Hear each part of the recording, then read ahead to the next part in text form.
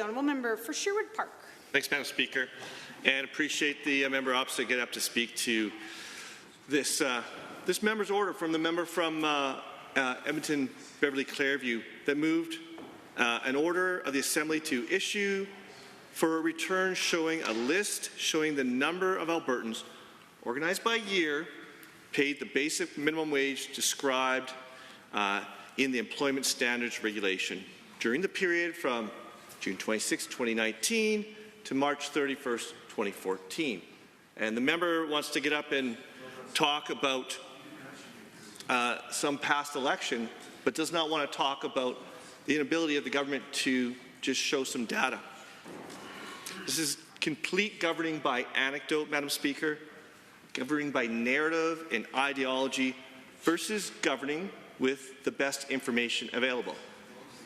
So a motion is put forward, may we have some information? And the Minister of Jobs, Economy and Trade got up and said, I recommend that the Assembly reject this motion requesting information. He says this information is unknowable, it's unfindable, practically unsearchable. It cannot be found, we cannot bring it forward and use it to govern.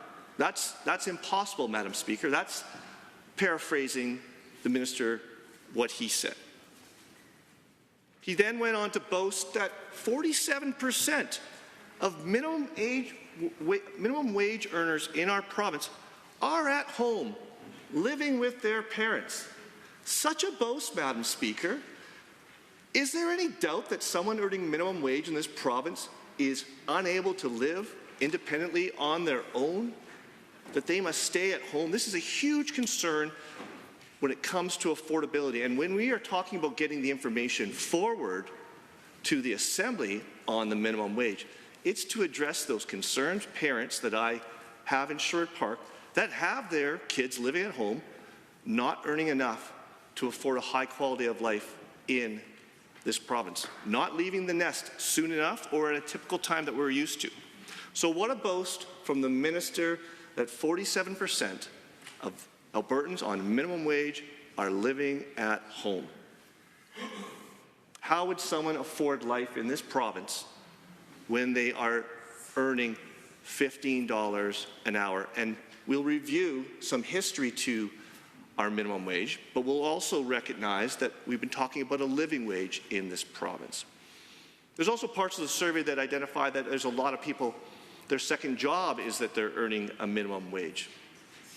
Wouldn't that be something if their full-time job paid enough so that they could live a high quality of life here in this Alberta? Maybe they would have time then to follow the steps that the minister or the member from Taber-Warner laid out, that you can go get the extra education and extra training that will get you that higher wage in this province. The member from Taber-Warner reminds me that there are so many on that side of the House that worship at the free market that have never built a payroll in their own career. A school teacher for all his career then moves into public service through the Assembly and seems that he can tell us what the best way is to build a payroll for a company. I don't actually believe that's probably the experience that would lead you to be the top expert on wages in this province.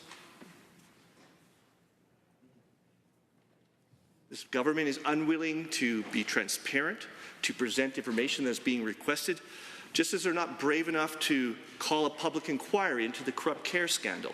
We're seeing the same pattern of lack of transparency from this government on a simple question and an ask for information that should have been, sure, we'll provide that to the Assembly. That's really good. Thanks for asking it. What holds them back?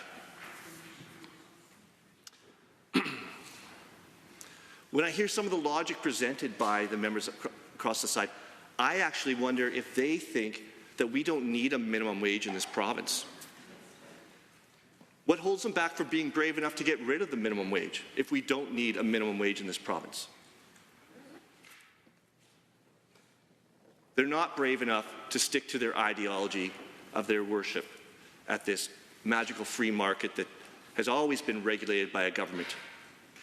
Governments regulate the free market, and part of that addressing of affordability in our province is recognizing that people need to earn money on their side of the ledger. And we need to have regular review of our minimum wage. So we have reviewed it in the past. Between 2015 and 2018, the minimum wage was brought up. The member from Taber-Warner talked about some shift from $10.75 to $15 that somehow had some price shock on the market. But that's not how it went, Madam Speaker. We reviewed it. It went to $11.20 after reviewing the data and information. That was in 2016. In 2017, we reviewed it. It went to $12.20. The market had time to adapt. People had time to find out at their restaurants if the customers would accept a better price or pay more for their goods, or maybe they would start producing better goods or different menu items. Whatever it is that your business is, you were given steps across the path of this. In 2018, we reviewed it, and it went to $13.60 an hour. And then in 2018, it went to $15 an hour, and it has stayed there. And as we know, since 2018, a lot has changed in the affordability of our province. A lot has changed in affordability that is controlled by this government. Auto insurance, utility costs, and the cost of housing and rent in this province because not enough housing is available and not affordably. There was also this reduction in minimum wage that happened since 2019 for students, moving it down to $13 per hour. And for people that were able to work enough hours, they were then maybe moved into the adult category. There's a lot of unfairness for young workers who are not all living rent-free under their parents' roof with no bills to pay or bills that are being shared with their parents.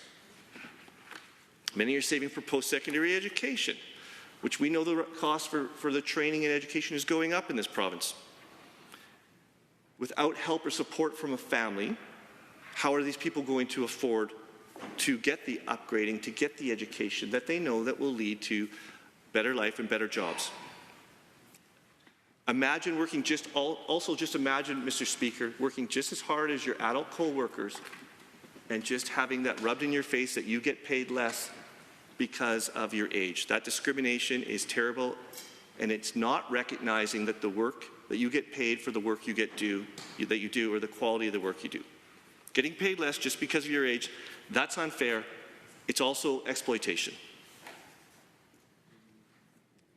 Mr. Speaker, despite the cost of living, minimum wage has remained stagnant in our province, leading to a decline of the real purchasing power from minimum wage earners.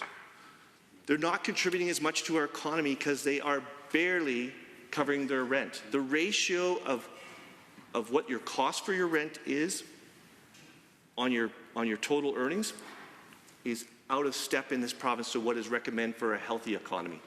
In a healthy economy, it's recommended that your wages at most will be used for your rent. 30% would be the maximum. So if you earned $1,000 in a month, only $300 would go towards rent. But that's not what we're living with in this province, where we're seeing rents in the range of $1,200 and up. And in some places, like was mentioned in Canmore Banff, it's triple of that for rent.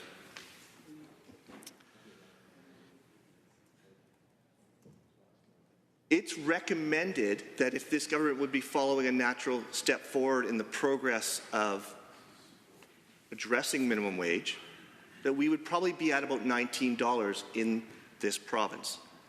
And instead, the government has left our businesses and employers exposed to a shock if there was ever to be steps forward to bring forward legislation that would raise the minimum wage in this province, which is natural in a government in Canada. We have minimum wage standards.